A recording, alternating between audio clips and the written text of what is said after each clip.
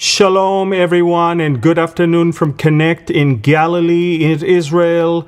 Just a few hours ago, right behind me, few Israeli fighter jets took off. In fact, we saw the takeoff.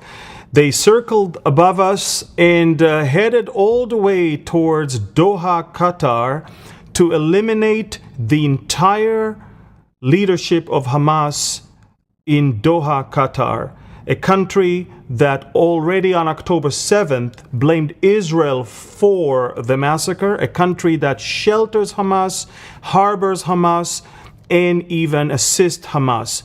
Qatar is an enemy country. Qatar is behind the refusal of Hamas to move forward with any deal. And in a brilliant maneuver, President Trump put on the table a deal that caused all the leaders of Hamas to gather in one room. In fact, up until yesterday, not all of them were in Doha, Qatar. Some were in Turkey, the other hosting country of Hamas.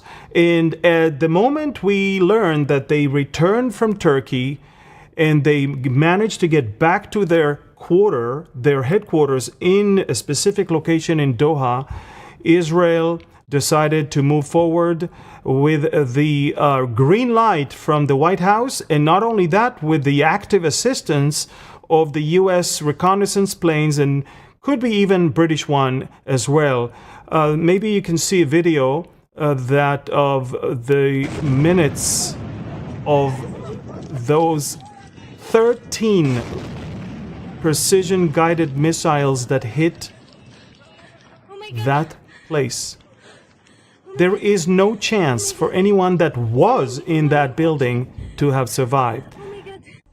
Ladies and gentlemen, the smoke, the booms, the sound, everything could be heard and seen from miles away. Israel again eliminated in a daring operation, eliminated almost the entire leadership of Hamas abroad. We're talking about all of their delegation that is meeting with the Iranian foreign minister and all the Arab leaders around the world. Again, ladies and gentlemen, major drama in the Middle East.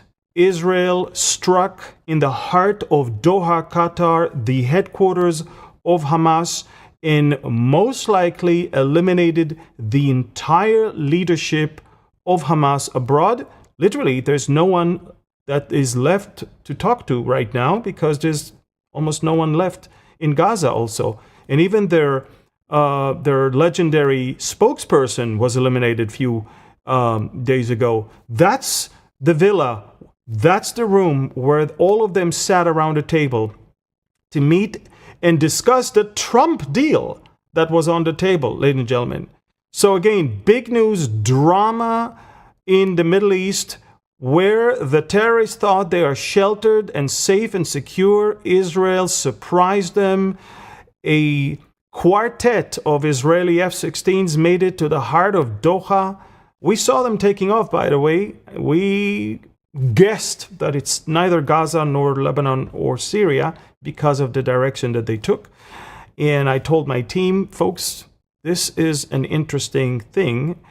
Ladies and gentlemen, an hour and a half later, we heard the booms.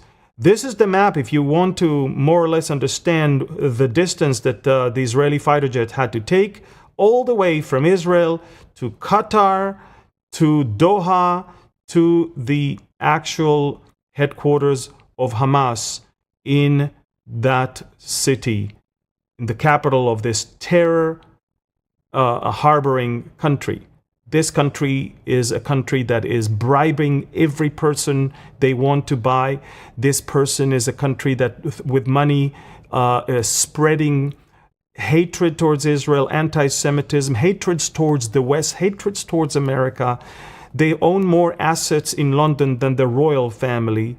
And this country harbored Hamas and was behind Hamas's refusal to negotiate a deal with Israel. And so we decided enough is enough. In a brilliant move, President Trump 3 days ago proposed a deal that Israel today accepted, and Hamas had to come together and look at it because President Trump asked the Prime Minister of Qatar to push Hamas to at least take a look at it. Little did the Qatari Prime Minister know that that was a brilliant move to bring them together into one room so we can finally get them. Now, all of these people were gloating on October 7th. There is footage on my Telegram channel where you can see them all giving a prayer of praise and thanksgiving to Allah during the massacre of October 7th. All of the people that were in that video and footage, all of them have been eliminated. And again, folks, a daring operation of the Israeli Air Force in the heart of Doha, Qatar. We just got a condemnation from, obviously, the Qataris, the Iranians, the Jordanians. Everybody is condemning us. But I think everybody understands that the world is safer right now.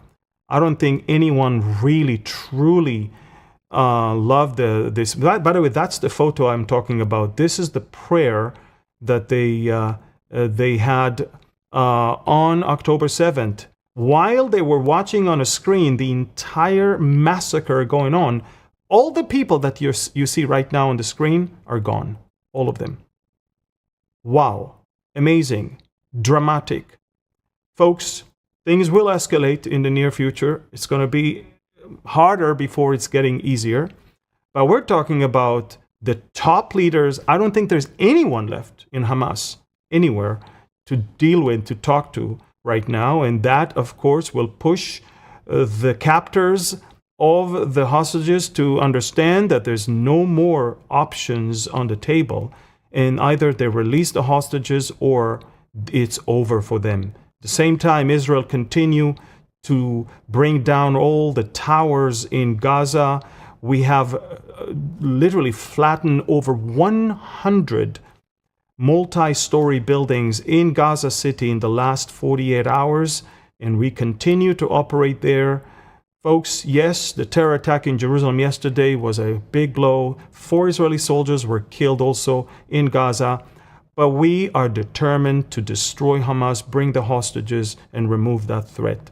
And so, folks, again, drama, major drama. Share these news with as many people as you can. I'll give you many more updates on Telegram. And tomorrow, 10 a.m. Pacific Standard Time and 8 p.m. Israel time, Mideast and beyond, me and Pastor Barry Stagner will cover that and much more. Tune in. Thank you. God bless you. Share this with as many people as you can. And if you want, don't forget to pre-order Exploring Ezekiel, exploringezekiel.com, and subscribe, share, comment, and like our videos on YouTube. Thank you. God bless you. And shalom from Connect in Galilee.